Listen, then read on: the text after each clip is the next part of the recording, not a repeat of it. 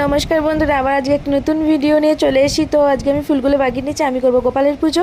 আর এই গোলাপটি দেখতে পাচ্ছি, এটা আমি অনুদের ঘর থেকে তুলে এনেছি আমার প্রিয় গোপালের জন্য। তো আমার এখানে রেডি করে নিচ্ছি, আর তারপর আমার গোপালের পুজো হয়ে গেছে। সব আমার ছোট্ট গোপালের ঠাকুর ঘরটা একটু দেখে নাও। সব রকমের আমি আজকে পুজো করলাম। এই পিকচারটা আমার খুব ভালো লাগে।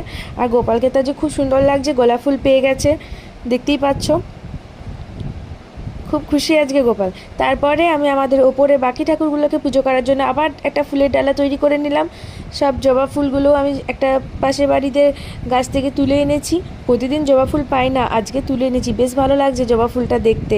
তোমরা কি বলো? আর এই নতুন চ্যানেলটা তোমরা সবাই একটু সাবস্ক্রাইব করে দিও, আমার আগের চ্যানেলটা বন্ধ হয়ে গেছে।